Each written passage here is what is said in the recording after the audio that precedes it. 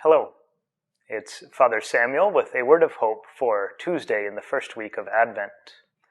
Well, today from the book of Isaiah we have the classic Advent prophecy, the one that's so closely tied to this whole season.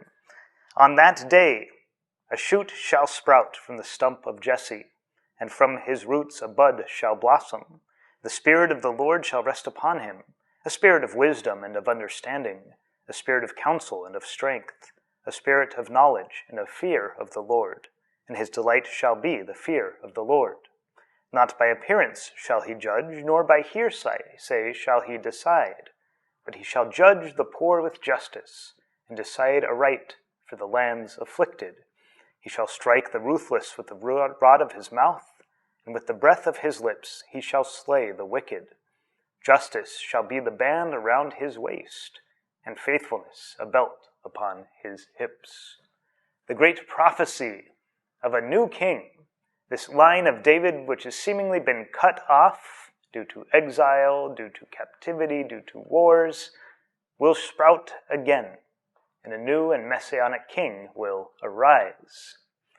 But of course, as we know, this didn't happen in the way that Israel might have expected, that the readers of this prophecy of Isaiah might have hoped for, in hoping for a great and powerful king that would rule, that would bring all wars to an end so that peace may reign. What they get instead, many years later, is a baby born in a stable in Bethlehem.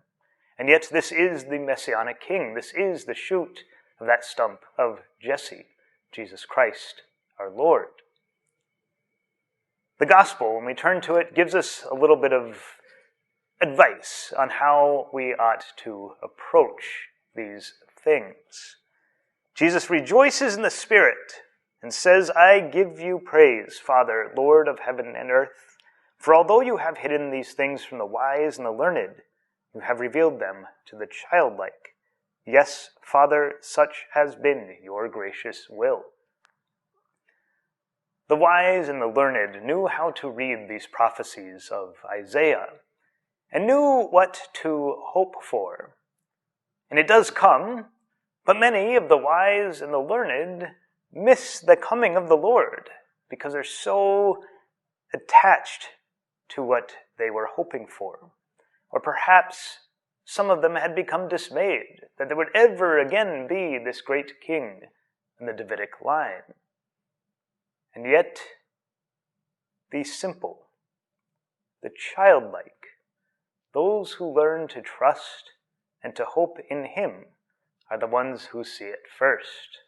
In fact, right after this, he turns to his apostles, those who have been following him, those who were not wise and learned, a couple of fishermen and others. He tells them, "Blessed are the eyes that see what you see. For I say to you, many prophets and kings desired to see what you see, but did not see it, and to hear what you hear, but did not hear it." And so our call and our hope that we build during the season of Advent is indeed to be childlike with that hope.